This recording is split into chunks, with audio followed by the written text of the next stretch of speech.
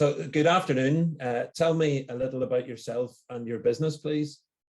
Hi there. My name is Emily McDaid. I am from a company called Filter. I am a freelance technology communicator. So what that means is that I work for technology companies and I try to help them get their story out from a marketing and communication standpoint using traditional media like magazines, newspapers, also social media, and really any channel that we have at our disposal. That could mean video, podcasting, etc.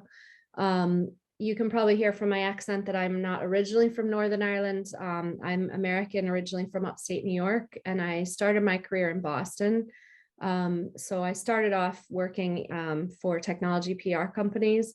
I always kind of focused on tech because I was just so keen and interested in working in that world. That was kind of back in those days was when Silicon Valley was really booming, and it was so exciting to be in that sector. So that's how I got started. And then I moved over to the UK in 2004 to London originally. And I've pretty much been in the UK ever since then. So it's almost been, I guess, 18 years. All right. Well, by spooky coincidence, it's the 4th of July today. So happy Independence Day. Thank you. Thanks very much. Okay. And so when you were growing up, did you envisage that this is what you would end up doing? No, I didn't at all. I was one of those people who I was quite academic by nature, and I really loved all the subjects. Well, I didn't like history, but I liked math and science, but I also really loved writing and reading. And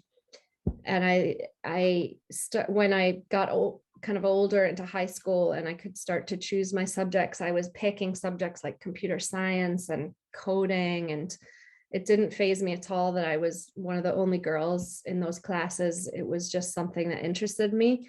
So I originally went to university for biomedical engineering, actually. And then I got to university and I just didn't really settle. I loved my university. I went to Johns Hopkins in Baltimore. And I loved the place, but I didn't really like my coursework. And looking back, I realize now the mistake I made was, I think it's quite a typical mistake, is if you like the sciences, you should be a doctor. And actually, I didn't like biology. I really liked computer science and physics, the more kind of physical sciences. So I sort of made that mistake early on. And then I went through a period of time where I was kind of floundering. I just didn't really know what to do with my career. At one point, I thought I was going to be a lawyer. I kind of went through the whole thing. And then I met a recruiter when I was about maybe 21, and I explained to her all my interests, and she actually recommended to me that I go into communications in the technology sector, because that combined my love for words and the English language with the science background. And she was absolutely right. It ended up being the right place for me. So in a very roundabout fashion, I ended up in the right career, I think. Okay, that's really interesting story. And so tell me, who would be your ideal customer? Well, I work mostly for software companies. Some of my clients do a bit of hardware as well, but it's much more kind of software focused. And to be honest, ideally, my clients can be really any size. I've worked in the past for Nokia and Deutsche Telecoms. I had a really strong client base in telecoms at one stage in my career, so I was kind of drifting towards really large telecoms operators. Here in Ireland, I've done some work for Air Evo. So that's an example of a much larger established client, but I also then work for literally one-man bands. So really the size of the company doesn't matter. I think what matters is that they have a fun story to tell, because it makes the job so much better and more fun when, there's a nice story that you can kind of sink your teeth into, something that's not so boring and, more compelling to pitch to the media and to the world. All right. And of all the actions that you've taken because of the pandemic, are there any that will remain as part of your business ongoing?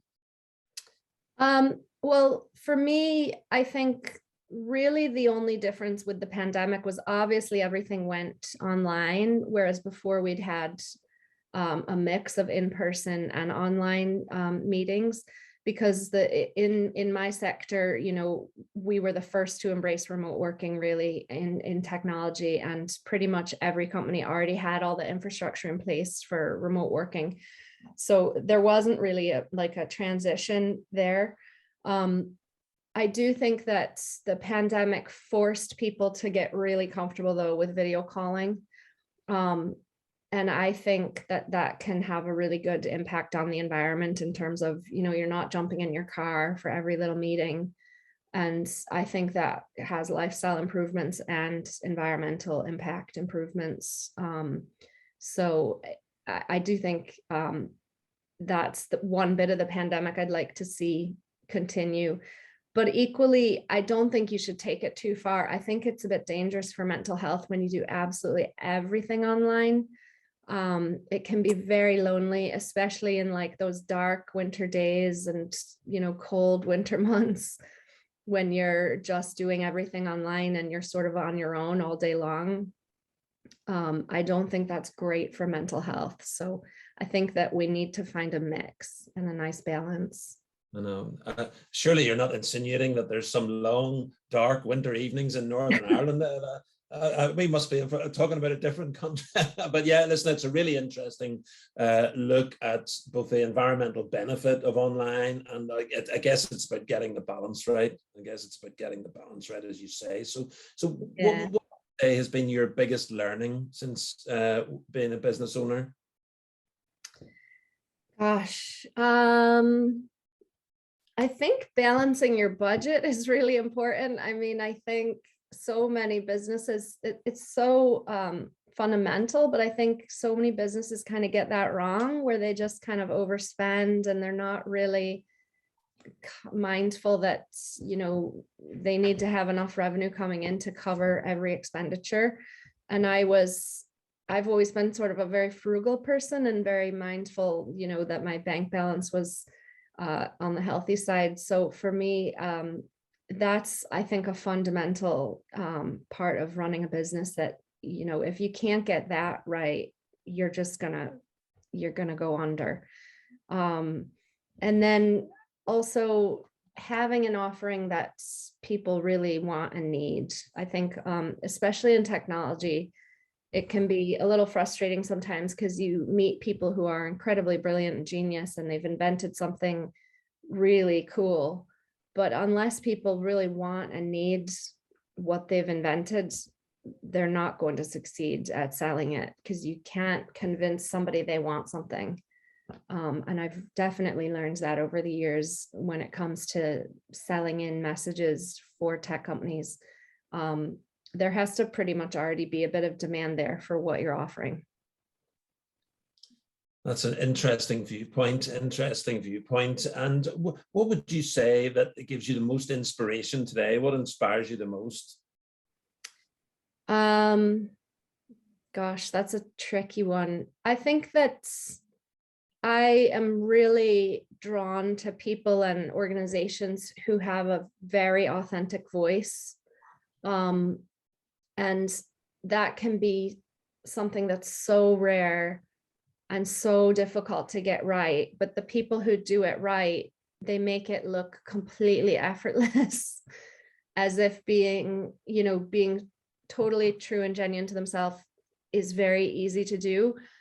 And I don't think that is easy to do. I think that when you're using social media to put across a message, either to businesses or consumers, you can just kind of sound cringy. You can oversell. You can sound too boastful. It's so easy to make all of those mistakes. And I'm drawn to people and organizations that seem to just avoid all those pitfalls and have a really authentic voice. For instance, in the consumer sector, someone like Billie Eilish is someone who I really admire because she's so young, but she's incredibly innovative, and she has this absolute authenticity that young people are really, really drawn to. And she's become like one of the most successful recording artists at the age of 20. Yeah, I saw her recently at not in person, but at Glastonbury. Yeah, I think the youngest ever to headline there. So very good. And I think that just shows you, you know, that people really buy into that authenticity. But like I say, it's tough to do because you don't want to oversell yourself. You nearly have to just be very laid back almost about your messaging. For businesses, obviously, it's quite different because you're selling and offering to a specific audience, and you're trying to figure out how to not only how to channel that message to those people or to those companies, but also what to say. So it's tricky. There's a reason why there's a lot of marketing people in this world, because it's not 100% straightforward how to go about the art and craft of marketing. And if it were possible, Emily, what advice would you give to your 18-year-old self? I think maybe I would tell an 18-year-old version of myself to just sort of take it easy and not be so worried about trying to control everything. I guess enjoy life rather than constantly being concerned about whether I was making the right choices and decisions. Because when you're that age, I think you're confronted with a massive number of choices and decisions in front of you. You know, what are you going to do with your entire future? Where are you going to live? Are you going to stay home or go abroad? You know, where are you going to go to university? So there's just so many decisions you're making, and it can be easy to kind of get too caught up and too riled up in, self-doubt. So I would tell myself to trust myself and take it easy. Great advice. Great advice. And is there anything you'd like to mention or for us to include in the newsletter about how people should get in touch with you and your business? I'd be more than welcome to linking in with people on LinkedIn, which I find that platform to be great for connections. That's actually how you and I even met. So on LinkedIn, if they search for Emily McDaid, and that's spelled McDaid, or they can visit my website, which is www.hellofilter.org. Superb. Well, Emily McDaid, thank you very much for your time. It's been really interesting to hear about you and your business and your story. So thank you very much.